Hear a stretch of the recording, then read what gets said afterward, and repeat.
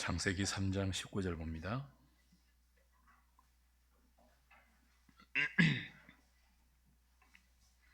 창세기 3장 19절입니다. 같이 읽겠습니다. 시작. 내가 흙으로 돌아갈 때까지 얼굴에 땀을 흘려야 먹을 것을 먹으리니 내가 그것에서 취함을 입었음이라. 너는 흙이니 흙으로 돌아갈 것이니라 하시니라. 아멘. 성경은 인간을 육신과 영혼으로 이루어진 전인적 존재다, 그렇게 가르쳐 줍니다. 죽음 이후에 육신과 영혼이 분리됩니다. 육신은 흙으로 지어졌기 때문에 흙으로 돌아가고, 영혼은 불멸의 하나님의 형상에서 온 것이므로 죽음 이후 곧바로 영을 주신 하나님께로 돌아갑니다. 신앙고백서 제32장과 33장은 우리의 죽음 이후에 종말에 관한 종말론을 다룹니다. 33장으로 이제 신앙고백서가 끝이 납니다. 끝이 무엇으로 끝난다고요? 종말로 끝이 나요. 오늘 종말이 성경에서 어떻게 우리에게 가르쳐지고 있는지를 신앙고백서의 설명대로 32장과 33장을 공부하도록 하고요. 오늘은 32장에 대해서 죽음 이후 우리의 상태, 그리고 죽은 자가 부활하는 몸의 부활에 관하여서 배우도록 하겠습니다. 32장은 개인 종말론입니다. 죽음 이후에 우리가 어떻게 되느냐 하는 개인 종말, 또 주님이 다시 오실 때 죽은 자들이 어떻게 부활할 것인가 하는 개인 종말에 관한 내용이고, 33장은 최후의 심판에 관한 내용입니다. 일반 종말이라고 부르기도 하고 우주 종말이라고 부르기도 합니다. 오늘은 개인 종말 32장으로 확인하겠습니다. 사망으로 이루어져 있는데요, 쭉 한번 같이 읽어볼까요? 1항입니다. 시작. 인간의 육체는 사후에 흙으로 돌아가서 썩음을 겪는다. 그렇지만 영혼은 불멸하는 본질을 가지고 있으므로 그것을 주셨던 하나님께로 즉시 돌아간다. 의인들의 영혼은 죽을 때에 거룩함에서 완전하게 되어 가장 높은 하늘로 받아들여지며, 그리고 거기서 몸의 완전한 구속을 기다리면서 빛과 영광 가운데서 하나님의 얼굴을 똑바로 거리낌 없이 바라본다. 그렇지만 악인들의 영혼은 죽을 때에 지옥으로 던져지며 거기서 큰 날의 심판 때까지 가두어져 있으면서 고통과 완전한 흑암 가운데서 지낸다. 몸에서 분리된 영혼을 위한 이 두 장소 외에 성경은 아무것도 인정하지 않는다. 2항입니다. 마지막 날에 죽지 않고 변화될 것이다. 그리고 모든 죽은 사람은 이전과 동일한 몸, 즉 비록 이전과 성질이 다르기는 하지만 다름 아닌 바로 그 동일한 몸을 입고 일어나게 될 것이며, 그 부활한 몸은 다시 그 영혼과 영원토록 결합하게 될 것이다. 사망입니다. 그리스도께서는 자신의 능력으로 불의한 사람의 몸을 욕된 몸으로 다시 살리실 것이고, 그리스도의 성령께서는 어려운 사람의 몸을 영광스러운 몸으로 다시 살리실 것이며, 더욱이 그리스도 자신의 영광스러운 몸과 동일한 형상을 지니게 하실 것이다. 사망으로 개인 종말론을 32장이 다룹니다. 해설 보죠. 종말론은 말 그대로 마지막에 관한 설명입니다. 단순히 마지막에 일어날 일과 상태와 현상을 나열하는 정도가 아니고, 그 마지막 날에 나타날 현상이 우리에게 의미하는 바, 목적을 탐구하는 것이 성경적인 종말론의 내용이라 할 수 있습니다. 우리가 지금 살아있지 않습니까? 살아있는 동안 우리 마지막이 무엇인지를 알고 그 마지막이 우리에게 어떤 의미를 부여하는지를 알 때 살아있는 동안을 바르게 살아낼 수 있죠. 잘 살 수 있죠. 그래서 종말론은 굉장히 중요합니다. 종말을 end, the end라고 하지 않습니까? 그러니까 엔딩을 바르게 알아야 처음을 바로 시작할 수 있고 중간도 바르게 나아갈 수 있는 것입니다. 모든 인간은 죽지 않습니까? 또 왜 죽어야 하는지, 왜 죽는지, 죽음 이후에는 무엇이 우리를 기다리고 있는지, 어떤 세상이 있는지 이걸 성경이 가르쳐 주는 대로 잘 알고 믿어야 지금 우리에게 허락된 이 생을 하나님의 뜻대로 아름답게 살아낼 수 있는 것입니다. 그런데 성경은 우리의 죽음 이후의 세상, 우리가 알고 싶어 하는 죽음 이후의 내용을 우리의 호기심대로 다 알려주지는 않습니다. 그러니 우리가 종말을 생각할 때는 항상 우리의 호기심을 먼저 거두고 성경이 알려주고 계시하는 그 제한된 정보 안에서 종말을 바르게 배우고 그 종말이 우리에게 교훈하는 의미를 조차 남은 생을 믿음으로 살아야 하겠죠. 종말론 하면 대부분 호기심으로 접근하는 경우가 많거든요. 호기심을 접고 성경이 종말을 어떻게 가르치는지 귀를 기울이고 그 가르침이 의미하는 바를 남은 생의 교훈으로 목적으로 삼아서 잘 살자는 겁니다. 첫 번째는 죽음은 분리라고 성경이 가르쳐 줍니다. 신앙고백서 제32장 1항도 죽음 이후의 세상을 육체와 영혼이 분리된다는 설명을 하고 있죠. 자, 죽음은 죄의 결과로 왔는데요. 성경이 말하는 죽음은 세 가지 종류가 있습니다. 첫 번째는 영적 죽음이죠. 죽음은 분리거든요. 영적 죽음은 생명의 근원이신 하나님과 우리의 분리예요. 이건 아담과 하와가 언약을 어기고 범죄한 즉시 영적 죽음이 찾아왔죠. 그래서 생명나무를 접근하지 못하도록 두루도는 하염금과 거룩 천사들에 의해서 격리되었고 에덴 동산에서 쫓겨나는 영적 분리의 죽음이 가장 먼저 죄의 결과로 찾아왔고 이 영적 죽음은 필연적으로 육적인 죽음을 초래합니다.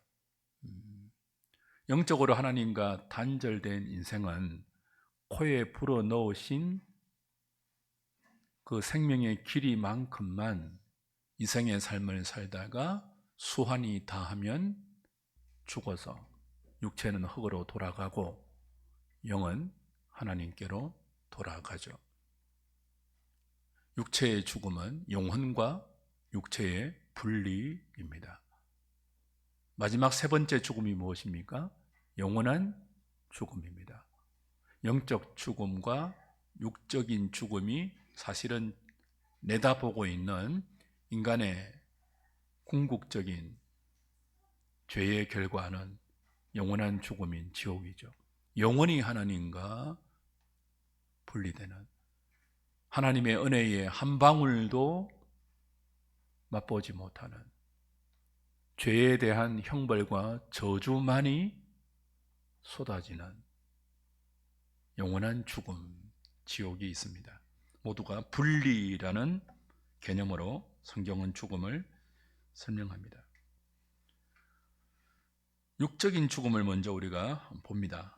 죽음 이후에 영혼과 육신이 분리되지 않습니까? 육체는 어디로 돌아간다고요?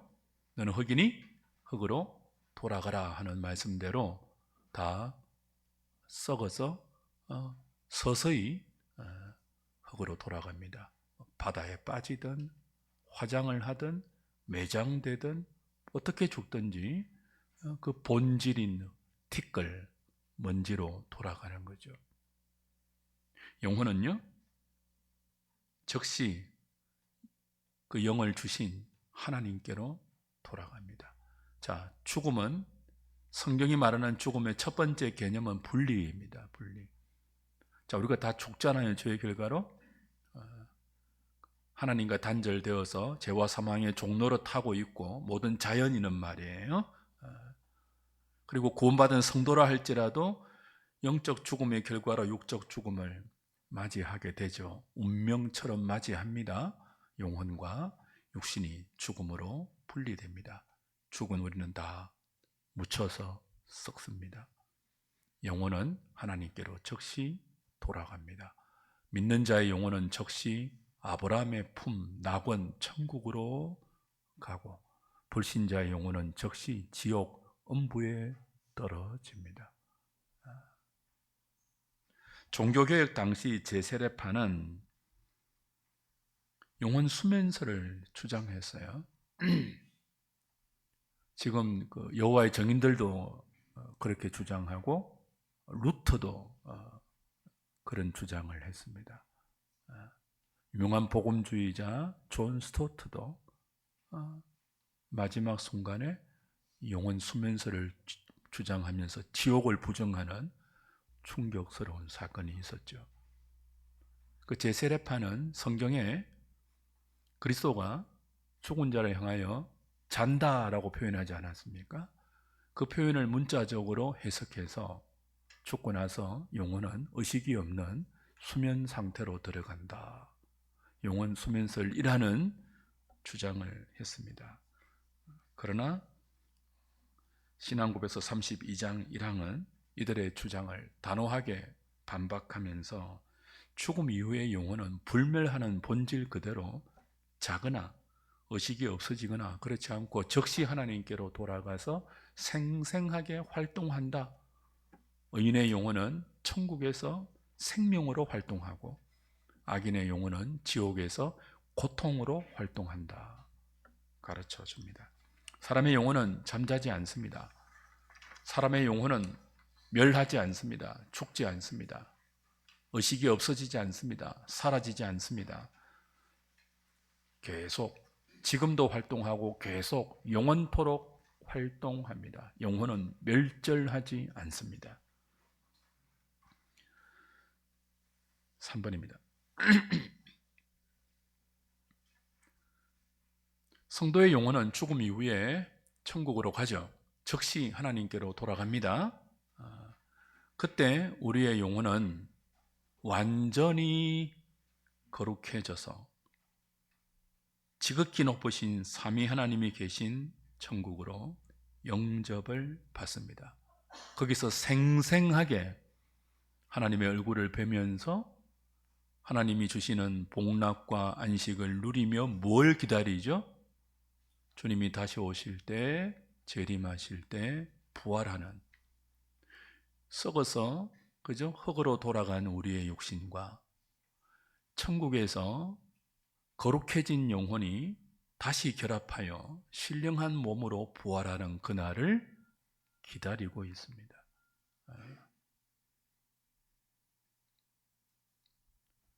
신앙고백서는 이 사실을 이렇게 말합니다. 예수를 믿는 의인들의 영혼은 즉시 영화롭게 된다. 지금 이 땅에 우리의 영혼은, 성도들의 영혼은 어떤 상태에 있습니까? 거듭난 순간부터 우리의 영은 새로운 피조물로 생명의 영이 되었습니다. 허물과 죄로 죽었던 영혼이 성령으로 말미암아 거듭나면 우리의 영혼이 거룩한 영혼이 되죠. 그러나 아직 죄의 본성이 남아 있어서 지금 우리의 영혼은 육신과 더불어 한 인격으로 본성과 싸우고 죄와 싸우고 세상의 가치관과 싸우면서도 완전한 거룩함을 잊지 못한 채 양심이 괴로울 때도 있고 또 고통스러울 때도 있는 영적 싸움을 수행하고 있지 않습니까? 근데 우리가 죽는 순간 의인들의 영혼은 어떻게 된다고요? 완전히 거룩해집니다.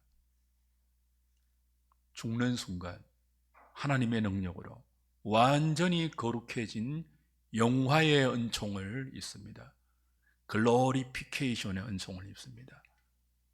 그래서 영광스러운 삼위 하나님의 존전에 영접을 받아 하나님과 더불어 생생한 생명과 안식과 복락을 누리는 천국에 가게 되죠. 죽음 위에 적시 말입니다. 우리의 엔딩이 그것이에요. 나중에 재림의 때 육신과 결합하는 순간이 남아있지만 육신의 죽음이 우리에게 가르쳐주는 삶의 종착지는 영혼이 거룩하게 되어서 적시 하나님께로 가서 완전한 복락을 누리는 거예요. 그래서 우리는 죽음을 두려워하지 않습니다. 오히려 소망하며 기다리죠. 지금은 탄식도 하고 갈등도 하고 양심의 가책도 느끼고 죄책감 속에서 괴로워하기도 하지만 죽음 이후에 우리의 영혼은 다시는 갈등이나 괴로움이나 죄책감이나 근심과 염려와 불안에 시달리지 않고 삼위 하나님의 존전에서 그분이 허락하시는 완전한 생명과 기쁨과 안식을 우리의 기업으로, 우리의 분깃으로, 우리의 상으로 누리게 된다는 거예요. 그리스도인은 이 종착지를 바라보는 사람이죠. 믿음으로. 그 구원을 위해서 그리스도인은 다윗의 후손으로 오셨고 다윗으로부터 나의 주라고 고백을 받은 것입니다.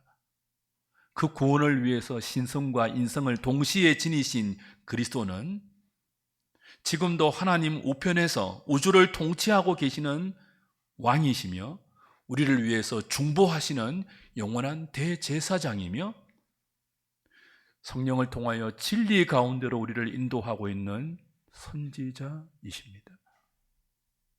그분이 진리로 우리에게 가르치는 인생의 목적이, 엔딩이 어디라고요?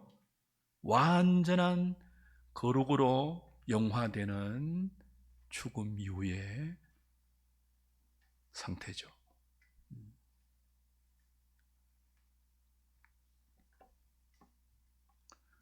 악인들의 영혼은 어떻게 될까요? 예수 믿지 않는 악인들의 영혼은 죽음 이후에 어디로 간다고요? 즉시 지옥으로 떨어집니다. 그래서 마지막 재림의 때 그들의 영혼도 썩어서 흙으로 돌아간 육신과 결합하여 죽지 않는 새로운 몸으로 부활하여 그 죽지 않는 새로운 몸으로 다시 영원한 지옥으로 음부의 불못으로 다시 던져져서 죽지 않는 몸과 영혼으로 영원히 저주를 맛보죠. 끔찍한 악인들의 최후입니다. 예수 믿지 않는 악인들의 최후예요. 그러니 불쌍하죠. 이 땅에서 무엇을 누리든지 어떤 힘과 권세를 자랑하든지 악인들의 영혼은 결국이 지옥입니다. 그 지옥에서 그들은 더 큰 형벌의 마지막 날을 두려움 가운데 기다려야 하죠. 생생한 의식을 가진 영혼으로. 누가복음 16장에 부자와 나사로의 비유 나왔지 않습니까? 예수 믿는 가장 큰 복은 이 지옥에서 건짐받은 구원이에요.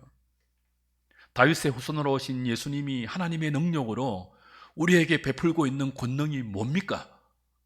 우리를 좀 더 잘 살게 해주는 것 아니에요. 지옥으로 갈 수밖에 없는 우리의 정신과 생각과 우리의 행동과 우리의 삶을 끄집어내어서 생명의 천국으로 하나님의 말씀으로 진리로 이끌어 가시는 거예요. 감사한 일이죠. 너무 감사한 일이죠. 우리 모두 지옥으로 갈 죄인들이었거든요. 그 죄인들 가운데 하나님은 단 한 명도 구원해야 할 의무가 없는 분입니다. 그런 책임이 하나님께는 없습니다. 오히려 하나님의 권리가 있다면 스스로 범죄하여 하나님의 언약을 깨트리고 하나님께 불순종하고 반항한 인간을 전부 지옥에 던져넣을 권리는 있습니다. 근데 웬일입니까? 그 중에 아무런 조건과 아무런 자격과 아무런 이유가 없는 우리를 불쌍히 보셔서 지옥에 갈 우리를 천국으로 옮겨놓기 위하여 하나님의 아들이 다윗의 후손을 가진 참 인간으로 오셨고, 그 하나님의 아들이 우리를 죄에서 건지는 구원의 지혜와 능력과 사랑을 오늘도 발동하고 있는 거예요. 그게 구원입니다. 그래서 우리는 거리로 가야 돼요. 그 인생의 종착점으로 가야 돼요. 제가 오늘 오전 예배 때는 소리를 질러서 지금도 막 마음이 괴로운데, 그죠? 사실은 그래야 되거든요. 저보다 더 큰 열심으로 지금 우리 주님이 그렇게 우리를 인도하고 있다고요. 당신의 몸된 교회를 통하여.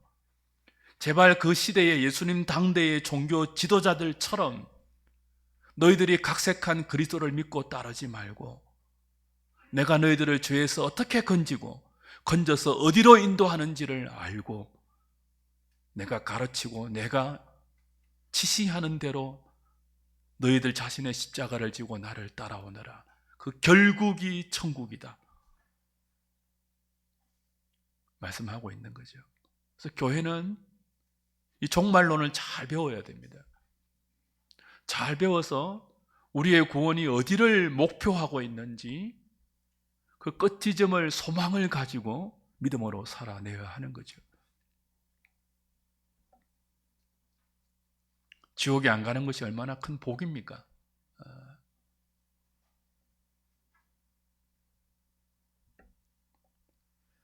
이처럼 축복하면 우리의 몸은 영혼과 분리되어서 흙으로 돌아가고 영혼은 하나님께로 돌아갑니다. 우리는 자연으로 돌아가지 않습니다. 아무것도 없는 무로 돌아가지 않습니다. 흙으로 돌아가고 하나님께로 돌아갑니다. 잘 돌아가야죠. 6번입니다. 자, 죽음 이후에 인간의 영혼은 오로지 두 장소에만 갑니다. 어디와 어디로 가죠? 천국과 지옥, 두 장소밖에 없어요. 죽음 이후에 인간의 영혼이 육신과 분리되어 가는 장소는. 근데 천주교는 제3의 장소를 만들어내었죠. 그게 뭡니까? 연옥과 림보예요. 자, 기억나십니까? 천주교의 구원론. 세례시에 뭘 주입받죠? 의를 주입받아요. 세례받으면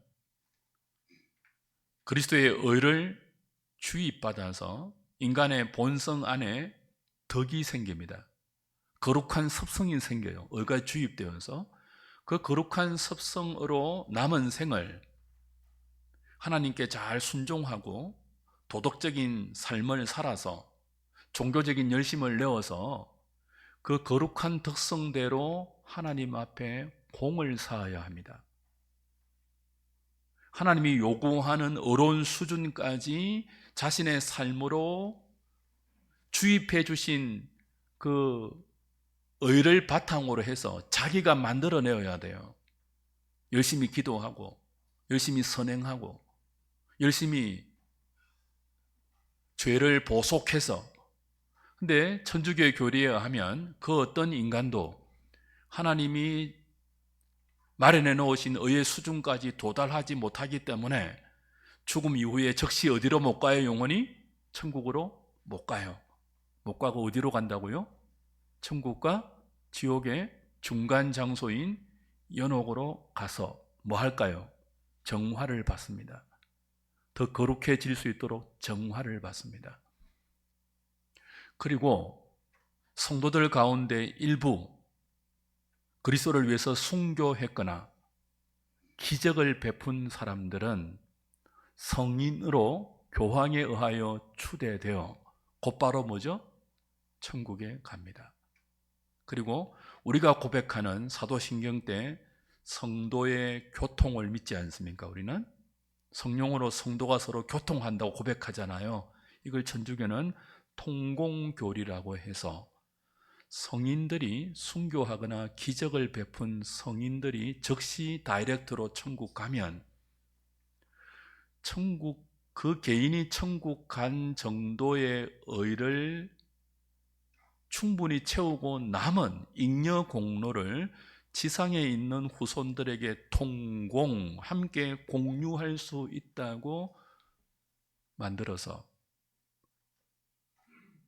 연옥에 가 있는 대부분의 성도들도 성인들의 공로와 후손들의 헌금과 후손들의 기도에 의하여 연옥의 정화기관을 단축하여 천국으로 갈 수 있다고 교리를 만들었죠. 그러니까 성경은 연옥이라는 장소를 단 한 군데도 가르치지 않습니다. 천주교는 또 한 장소를 만들어 놓았죠. 그 연옥의 가장자리, 혹 어떤 사람은 지옥의 가장자리라고 표현하기도 하는데 연옥이 더 맞는 것 같아요.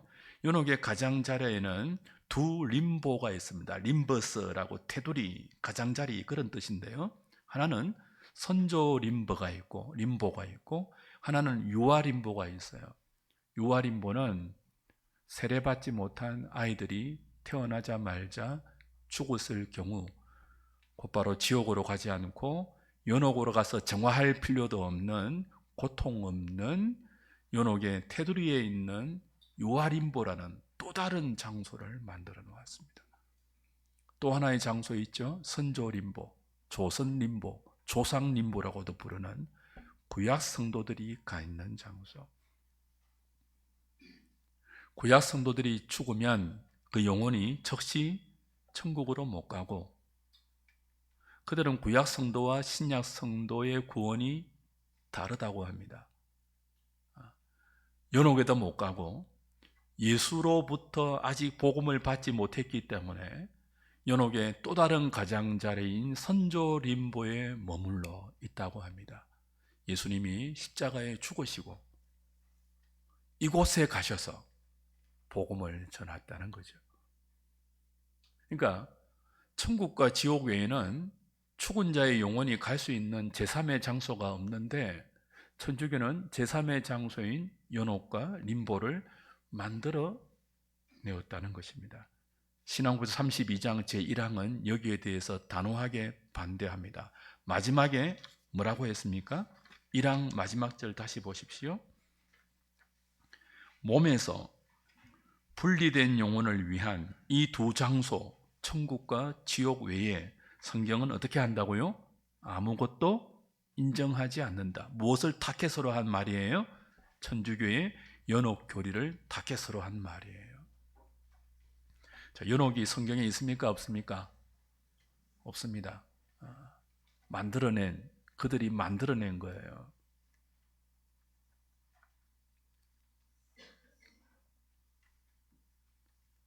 이 항은 예수님이 재림 때에 있을 몸의 부활에 관한 설명입니다. 이 항도 다시 한번 같이 읽어보겠습니다. 이 항 시작.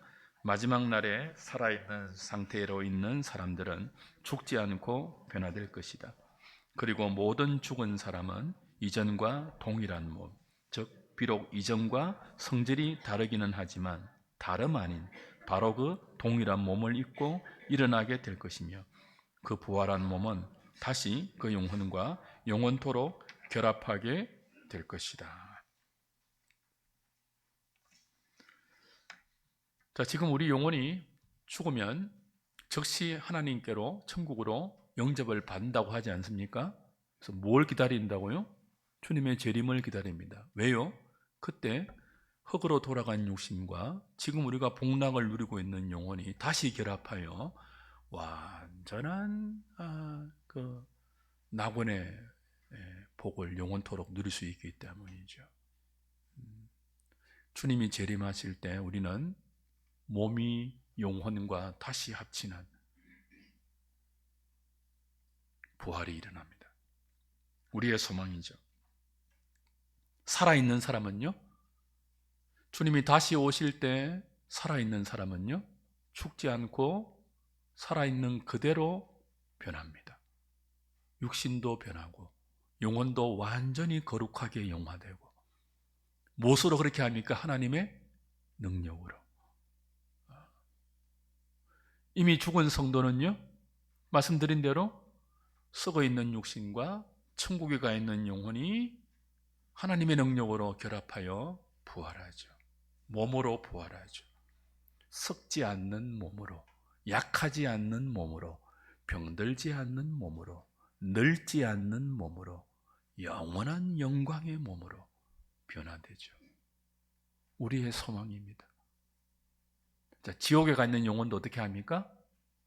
흙으로 돌아간 육신과 다시 결합하여 죽지 않는 몸으로 부활하죠. 죽지 않는 몸으로 부활해서 어디로 갑니까? 다음 시간에 배우겠지만 최후의 심판대 앞에서 영원한 지옥으로 다시 떨어지죠.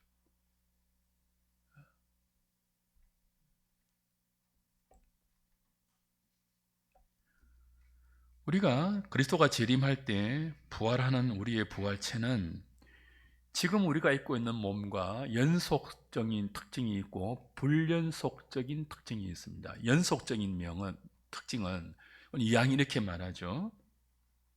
모든 죽은 사람은 이전과 동일한 몸, 비록 이전과 성질이 다르기는 하지만 다름 아닌 지금 이 몸을 입고 부활할 것이다 라고 말해요. 그러니까 알아본다는 거예요.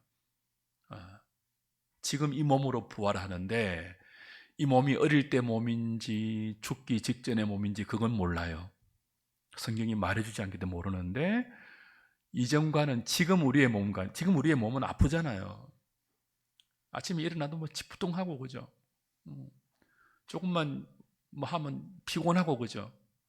또 병들고 늙고 그런 몸이지만 부활한 몸은요, 늙지 않는 아름다운 몸. 그 아름다운 상태가 언제인지는 모르겠지만 그러나 부활한 그리스도의 몸처럼 영화로운 몸으로 다시 창조될 거라는 것입니다. 근데 다르죠. 연속적으로 알아는 보는 지금과 똑같은 몸이지만 아프지 않는 몸이니까 이건 불연속적이죠. 썩지 않는 몸으로, 영광스러운 몸으로, 욕되지 않는 몸으로, 약하지 않는 몸으로 변화된다는 것입니다. 아프신 분, 육체에 장애가 있는 분 소망이지 않습니까? 키 작은 분, 삭개오 같은 분, 키가 커서 고민인 분, 너무 연약해서 평생 내가 참 이렇게 골골거리며 살다가 죽어야 하는가 탄식이 있는 분, 부활이 소망이죠. 부활이 소망이죠. 거기는 성형수술 안 해도 되고 주름 안 펴도 되고 정말 아름다운 천사보다 더 영화로운 몸으로 부활할 거예요. 그 부활의 소망을 가질 수 있기를 바랍니다. 사망은 악인의 부활도 같이 설명합니다.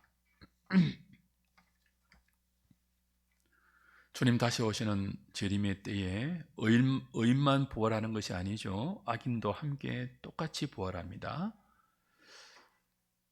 근데 여기 조금 다르게 신앙고백에서는 설명을 합니다.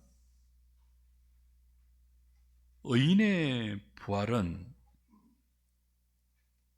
성령께서 영광스러운 몸으로 다시 살리시고 그리스도의 영광스러운 몸과 동일한 형상을 입게 하시지만 악인의 부활은 성령의 능력으로가 아니라 그리스도 자신의 능력으로 다시 살린다. 욕된 몸으로 다시 살린다. 영원한 수치와 치욕을 감당할 몸으로 다시 살린다라고 대조합니다.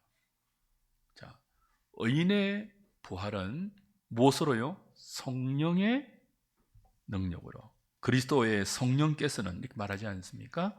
악인의 부활은요, 그리스도 자신의 능력으로 욕된 몸으로 다시 살린다. 그렇게 말해요. 조금 차등을 두는 거죠. 부활의 순간은 악인도 부활하고 의인도 부활하지만 악인의 부활은 무엇을 위한 부활이에요? 영원한 형벌을 받기 위한 욕된 부활인데, 이 부활의 주체가 누구라고요? 그리스도 자신이에요. 의인의 부활은요, 영원한 영광을 몸과 더불어 누리기 위한 부활인데, 의인의 부활의 주체는 누구라고 표현합니까? 그리스도의 성령이다. 그렇게 말합니다. 왜 이렇게 할까요? 왜 이렇게 할까요? 자, 의인의 부활이 목표하는 것은 그리스도의 영광입니다. 그리스도의 형상, 완전한 형상을 입는 것입니다.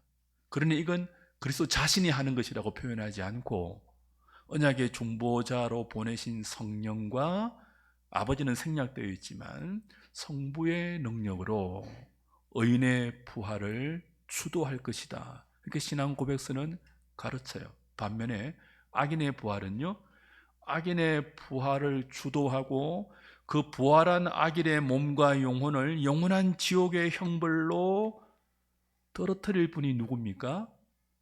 그리스도이죠. 우리 오늘 시편 110편 확인했잖아요.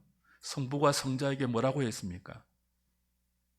원수를 발판 삼아 완전한 승리를 거두기까지, 그 분노의 날에 나의 진노가 쏟아지기까지 너는 내 우편에서 왕으로 영원한 멜기세덱의 반차를 쫓는 대제사장으로 직무하고 마지막 날에 분노를 쏟아부어라. 내 분노를 네가 쏟아부어라. 그렇게 말씀하셨거든요. 그러니까 마지막 날 악인들에게 쏟아지는 성부의 진노는, 사실 누가 진노의 포도주 잔을 쏟아부으신다고요? 성부도 쏟아부으시지만 그 모든 권위를, 철장을 가지고 오신 아들에게 다 위임하신단 말이에요. 그래서 악인들의 욕된 부활의 주체를 신앙 고백서는 그리스도의 능력으로 이렇게 말합니다. 의인의 부활은 그리스도의 형상에까지 이르는 영광스러운 부활이기 때문에 그리스도의 성령이 주체가 되어서 우리를 부활시킨다는 거예요. 영광스럽게. 주 안에 사랑하는 여러분, 우리 마지막 날에 다 부활할 건데 악인의 부활로 가면 안 되죠. 살아있는 동안 주의 은혜를 깊이 깨닫고 그 주님이 우리를 인도하는 대로 따라가야 할 이유가 거기 있는 거예요.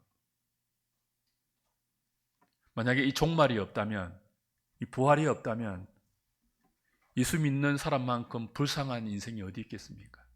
우리 이것을 엔딩으로 바라보고 사는데, 이것이 우리 삶의 표대고 피니시 라인인데, 그게 없다면 우리 얼마나 불쌍한 사람입니까? 다 속아서 거짓말에 미혹된 인생들 아니겠습니까? 고린도전서 15장이 그렇게 말하잖아요. 부활이 없다면 이 생에서 가장 불쌍한 자가 너희들일 것이다.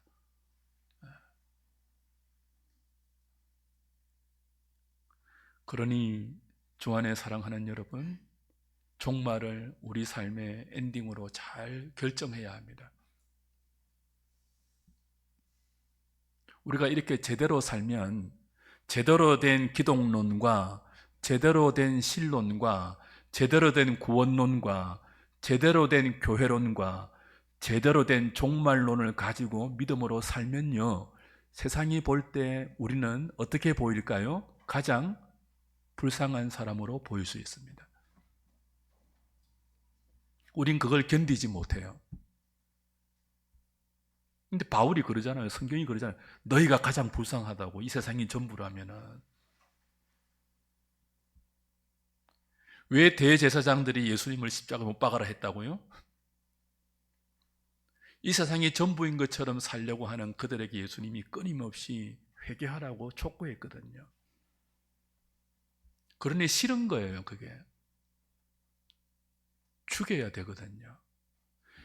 세상에서 지금 잘 살고 있고 더 잘 살려고 다윗의 후손을 힘있는 메시아로 정해서 백성들을 가르쳤고 그 백성들의 지지 가운데 성전의 권위를 누리고 있지 않습니까? 근데 주님이 뭐예요? 둘러 엎으시거든요. 그렇게 살면 안 돼. 나는 그런 그리스도 아니야. 너희들의 인생 종착은 여기가 아니야. 나는 너희들을 여기서 잘 살게 해주는 그리스도가 아니라 영원한 하나님의 집인 천국으로 인도하는 그리스도야. 그걸 위해서 너희들의 죄를 내가 짊어져야 하고 너희들의 죄를 용서해야 되고 그리고 너희들을 그 죄에서 건져 하나님의 거룩한 목적에 이르는 삶으로 내 능력으로 너희들을 이끌어야 하기 때문에 십자가에 죽을 것이고 부활할 것이고 성천하여 아버지와 함께 성령을 보내어 너희들을 그렇게 구원할 거야 라고 말씀하시는데 유대인들은 그게 싫었던 거예요. 힘있는 다윗의 왕국을 달라고 했던 거죠. 그걸 안 주니까 죽인 거죠. 주님 시편 110편에서 말씀하십니다. 너희들이 내 원수다. 내가 다시 오면 너희들을 심판한다. 여러분 아십니까? 하나님의 진노는 가장 먼저 교회 위에 떨어집니다. 성경의 말씀이에요. 종말의 날에 하나님의 분노의 포도주가 쏟아지는데 가장 먼저 어디에 쏟아진다고요? 교회 위에 떨어집니다. 우리가 이렇게 안일하게 신앙생활을 해야 할 때가 아니다는 사실이죠. 여러분의 종말은 무엇을 바라보고 있습니까? 좀 이 세상에서 불쌍해집시다. 현대 기독교는, 특별히 한국 기독교는 절대로 불쌍해지지 않는다고 구원을 각색시켰습니다. 여러분 십자가 지고 가는 예수님 불쌍하지 않습니까? 무기력하게 그들에게 잡혀가는 듯한 예수님 불쌍하지 않습니까? 근데 거기에 구원이 있습니다. 주님이 불쌍하게 보이셨기 때문에 우리가 살았다고요. 근데 우리는 어떻게 합니까? 절대로 불쌍하게 안 보이고 싶어 하죠. 내 인생이 불쌍하게 보이는 것처럼 흘러가면 하나님께 분노하죠. 근데 성경은 끊임없이 말합니다. 너희의 종말은, 너희의 소망은 이 부활에 있고 그 부활의 영광을 믿음으로 소망하며 살기 위해서는 이 땅이 전부가 아님을 알아야 되고 하나님을 영화롭게 하고 영원토록 그를 즐거워하는 것이 인생의 본분임을 깨달아서 비록 세상이 너희들을 어리석게 보고 불쌍하게 본다 할지라도 그 인생의 바른 엔딩을 향하여 믿음으로 경주해야 한다라고 말씀합니다. 그게 종말론입니다. 오늘 이 말씀, 오전과 오후의 말씀 지극히 부담스러운 말씀이지만 생각 안 하면 안 되는 내용이에요. 여러분 죽을 것입니다. 저도 죽고요. 다 죽습니다. 그토록 우리가 치장하고 싶어하는 육신은 흙으로 돌아갑니다. 우리가 그토록 돌보지 않는 영혼도 즉시 하나님께로 돌아갑니다. 그때 승부가 결정됩니다. 그때 주인공들 되시기 바랍니다. 그러려면 지금 예수를 잘 믿어야 합니다. 지금 신앙생활 성경이 가르쳐주는 대로 잘 해야 합니다. 그런 저와 여러분 될 수 있기를 주님의 이름으로 부탁드립니다.